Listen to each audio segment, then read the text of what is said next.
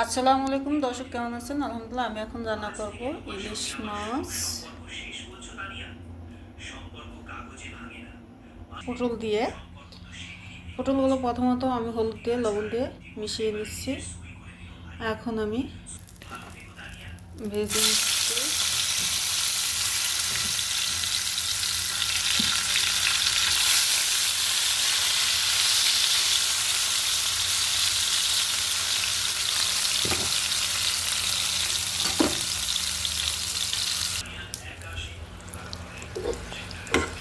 এভাবে হালকা করে পটলগুলো আমি ভেজে নিলাম, যেহেতু মাছগুলো ভুনা করব।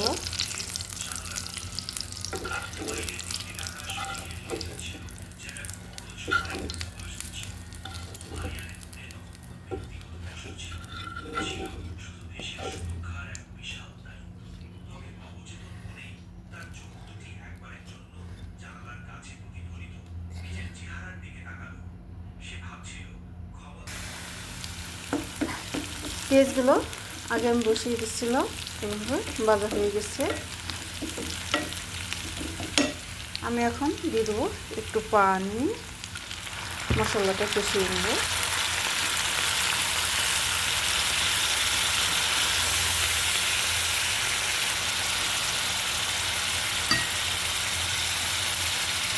দিয়ে দিচ্ছি এখানে পরিমাণ করে হলুদের গুঁড়া।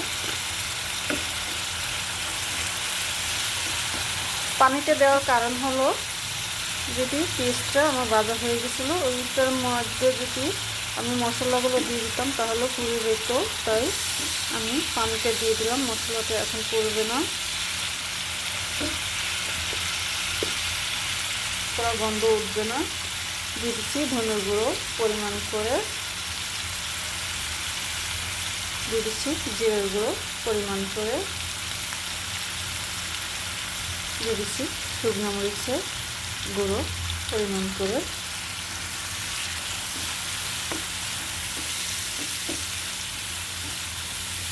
লবণটা এখন আমি আর দেবো না, লবণটা মাছের মধ্যে দিয়ে রাখছি। পটলটা যেহেতু আমি ভেজে নিচ্ছি,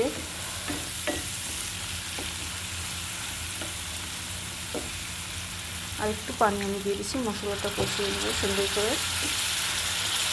রান্নার মধ্যে মশলাটাই কষানো হলো আসল। মশলাটা কষানো ভালো করে না হলে তাহলে তরকারি মজা লাগে না।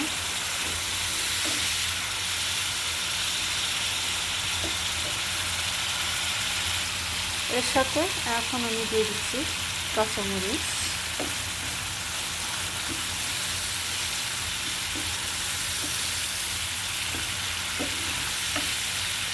মশলাটা তেল উঠে গেছে, মশলাটা আমার কষানো হয়ে গেছে। এখন আমি দিয়ে দিচ্ছি মাছগুলো। মাছগুলো সুন্দর করে আমি এভাবে কষিয়ে নেব। যেহেতু বড় ইলিশ মাছ, মাছটা 1.5 কেজি ওজনের ছিল, ডিম হয়েছে।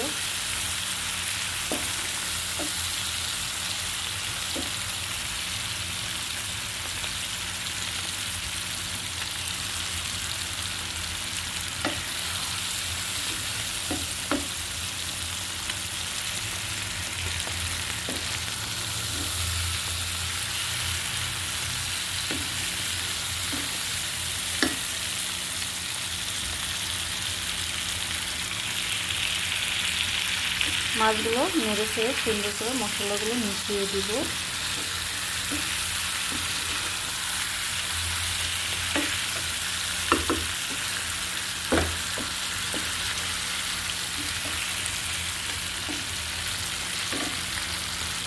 এখন আমি দিয়ে দিচ্ছি একটু পানি, মাছটা কষিয়ে নেব।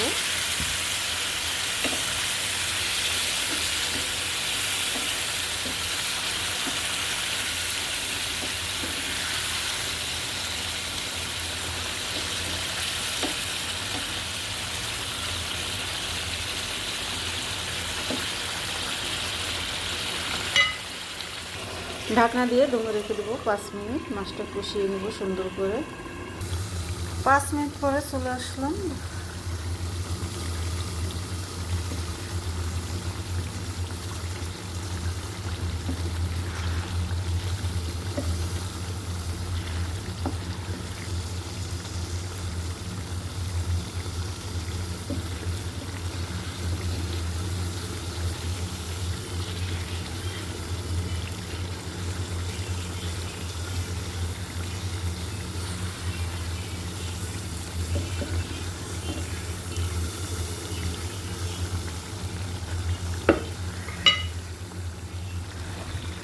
মাছগুলো কষানো হয়ে গেছে, বেশি নাড়া দেওয়া যাবে না, নাড়া দিলে মাছগুলো ভেঙে যাবে। এখন আমি দিয়ে দেবো পুতুলগুলো।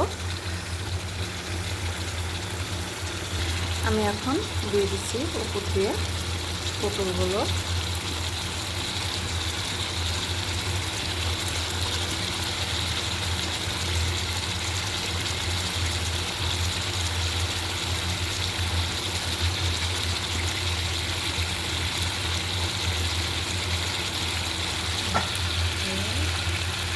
এখন দিয়ে দেবো ঝোল।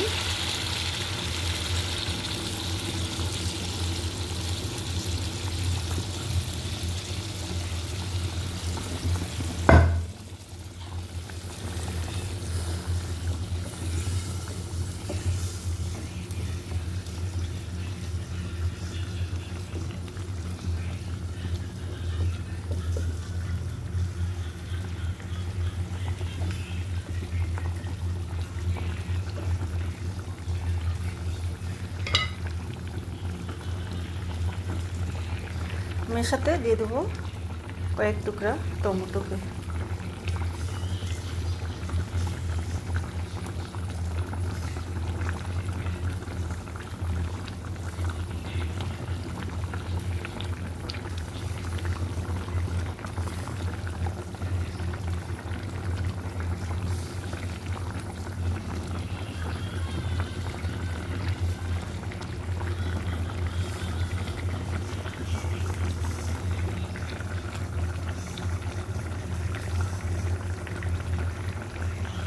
আমি ঢাকনা দিয়ে এখন দমে রেখে দেবো 20 মিনিট। 20 মিনিটে ইনশাল্লাহ আমার তরকারিটা হয়ে যাবে। 20 মিনিট পরে চলে আসলাম। মাশাআল্লাহ,